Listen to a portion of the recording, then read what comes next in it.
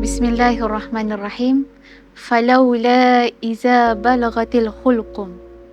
Ketika nyawa sampai di kerongkong. Assalamualaikum warahmatullahi wabarakatuh. Dalam surah Al-Waqiah ayat ke-83 ini, dalam Ibnu Katsir dalam kitabnya Tafsir Quran Al-Azim ada menyebutkan bahawa maksud nyawa sampai di kerongkong ini bila mana manusia ni berada dalam keadaan sakaratul maut.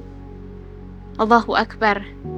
Manusia ini bila sampainya nyawanya di sakaratul maut, itu bermakna malaikat sedang mencabut nyawanya.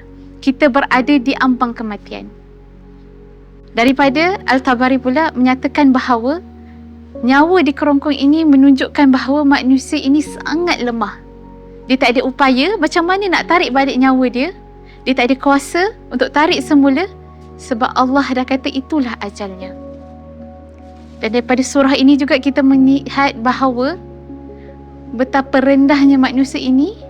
Walaupun manusia ataupun keluarga, ahli keluarga dekat dengan kita, tapi saat itu hanya ada Allah dan juga malaikat. Dan manusia lain tidak dapat melihatnya. InsyaAllah dalam surah ini dan ayat ini sebenarnya telah menunjukkan bahawa manusia itu lemah, tiada upaya, kematian itu pasti. Dan yang ketiga, bersedia. Sebab kita tidak tahu bila masanya Allah akan tarik nyawa kita. Sama ada kita berada di usia muda ataupun di usia tua. Dan kematian yang bagaimana? Kematian husnul khatimah, berakhirnya pengakhiran hidup ini dengan keadaan yang baik, Allah redha, ataupun su'ul khatimah. Allah benci pengakhiran ini sebabkan oleh kemaksiatan yang kita lakukan.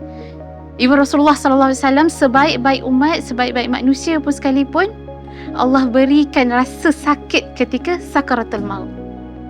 Jadi daripada pengajaran surah Al-Waqiah ayat ke-83 ini, semoga kita bersedia dari sekarang. Dalam ayat ini penegasannya bahawa bersedialah. Bagaimana cara yang kita nak buat? Bertaubat, mengingati Allah, sentiasa melakukan segala suruhannya dan meninggalkan segala larangannya. Moga Allah pelihara kita dan menjadikan kita sebahagian daripada umatnya yang masuk ke dalam syurga kelak. InsyaAllah. Assalamualaikum warahmatullahi wabarakatuh.